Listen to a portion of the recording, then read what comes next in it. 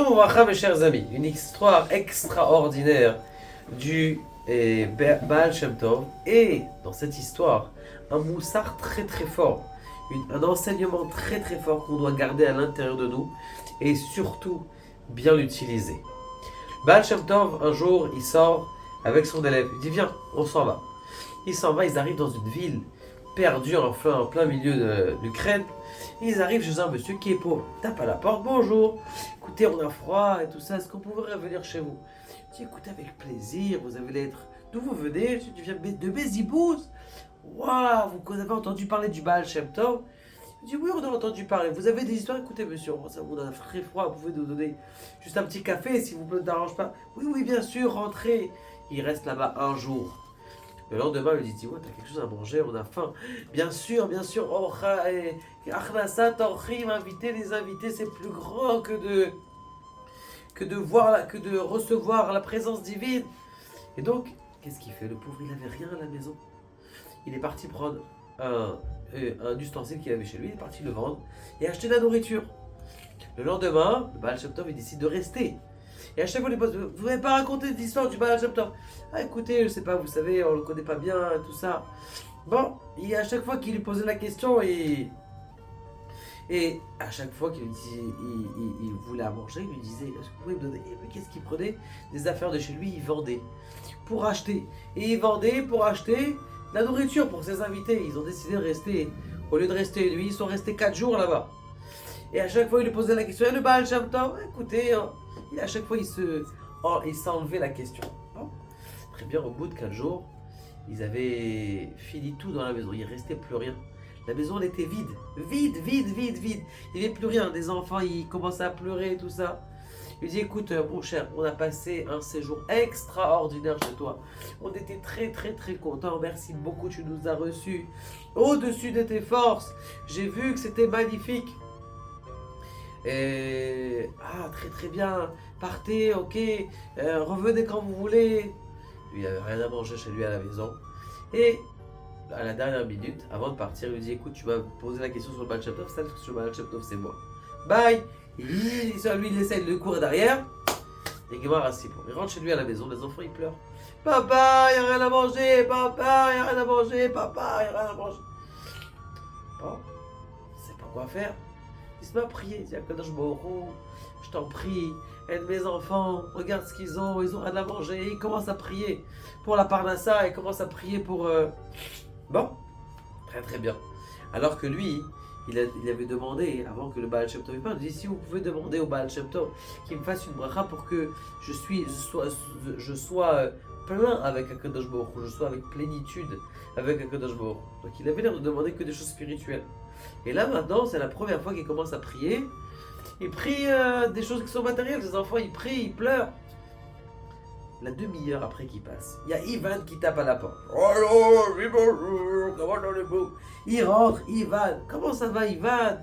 Écoute, t'es un ami d'enfance et tout ça. Tu peux aller me chercher un petit verre de vodka Red Bull, tu peux t'intéresser? Tu peux aller m'acheter? Il me dit, mais j'ai plus rien à la maison. Je dis, y a pas de problème. Tiens, prends une pièce d'or. Va m'acheter et le reste tu peux faire ce que tu veux avec. Béli, il a de quoi acheter des courses entières pour toute sa famille. Il achète une belle bouteille de vodka Smirnoff et il revient. Il avait acheté aussi bien sûr des œufs, du pain pour ses enfants. Il lui dit, écoute, t'es tellement gentil avec moi, ma fille une mauviette, elle est méchante avec moi, elle m'insulte tout le temps, je pourrais rester chez toi? Il dit, avec plaisir, viens, reste, je me dis, tous les jours, tu vas m'acheter juste ma petite vodka, mon Smirnoff et tu reviens. Et le reste, tu pourras, pas de problème, viens, elle lui fait une petite chambre, il a construit un étage. Et un beau jour, il dit, mais tu t'es pas posé la question d'où est-ce que j'ai toute cette chambre? Je n'ai pas voulu me rentrer dans les détails, mais sache que j'ai trouvé un trésor dans la forêt. Je vais te montrer ce trésor. Le jour où je mourrai, au moins tu pourras prendre ce trésor. C'est tellement t'es gentil avec moi. Eh bien, c'est ce que tu vas recevoir. Très bien, ce garçon, il lui montre le trésor. Il voit des pièces, des centaines de pièces. Il referme l'endroit. Et il rentre chez lui, il lui a dit tiens voilà maintenant tu vas acheter une maison une grande comme ça, j'ai un petit endroit, il a fait de l'arnasa torchim, il a fait du bien, il commence à devenir de plus en plus riche. Et parce qu'il gardait l'argent, il investissait. Il y a un beau jour, il revient, il vient taper à la porte pour lui amener son repas, lui amener sa vodka, et il le voit mort. Tellement il avait bu, il était complètement raide. En une seconde, il est devenu multimilliardaire. Il est parti vite à la forêt, ramasser tout l'argent, il a commencé à investir. Et ça, comment on appelle ça, sa renommée a grandi. Il a fait que de l'Arnasat Torchim, plein d'invitations pour les gens, tout ça, que de vache extraordinaire. Un beau jour, il dit tiens, je vais aller voir le Baal Shem Tov. C'est lui qui m'a donné la bracha. Le moment où il est parti, j'ai eu la bracha. Il va voir le Baal Shem Tov, je mets Zibouz. Il l'a reconnu. Ah, comment ça va? Il voit bien sûr. Avant, il était habillé comme un chiffonnier. Maintenant, il est habillé comme un homme respectable et riche. Il me dit Rabbi, j'ai une question à vous poser. Pourquoi vous êtes resté 4 jours et vous avez demandé à manger alors que vous voyez que j'avais pas de quoi manger? Et je vais te dire ce qui s'est passé. Toi, Birlal, tu as un mazal d'un grand riche. Mais comme toute ta vie, c'était de demander à Dieu uniquement des choses qui sont petites, ou en tout cas des choses tu t'es pas dit, tiens, je vais demander de la nourriture.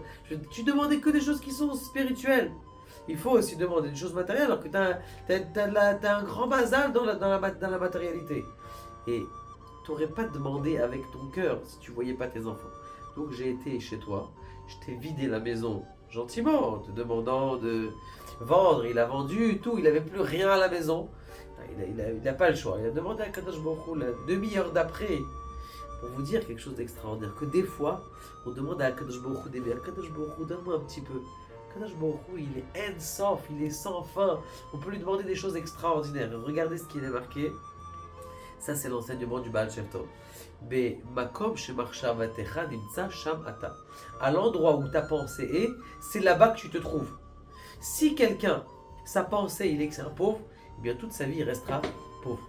Si quelqu'un, dans sa pensée, il a une pensée de, comment on appelle ça, de devenir très spirituel ou de devenir très riche, eh bien c'est possible que tout de suite, il va recevoir des mochid, c'est-à-dire des perceptions spirituelles, des perceptions dans le monde qui sont beaucoup plus grandes que ce qu'il a. Et ça, c'est un grand sot chez le Baal Shem Tov. Mais comme à l'endroit où tes pensées, elles sont, eh bien, c'est là-bas qu'elles sont. Donc, c'est la raison pour laquelle, mes chers amis, il ne faut pas regarder petit. Il faut regarder grand dans tout, que ce soit dans la spiritualité. Pourquoi tu vas apprendre qu'une macérette? Pourquoi tu vas apprendre qu'un traité? Tu peux connaître tout le chasse. Il y a plein de gens, ils ont commencé dimanche de faire qu'une macérette, ils ont Baruch Hashem fini tout le chasse. Pourquoi dis non, moi je suis petit comme ça, moi je suis pas chacham? Pas du tout. Il y a des gens très simples qui ont fini 3500 d'apip. Que je me retrouve à avoir des perceptions et des grandes aspirations. Baruch Adonai, là on l'amène.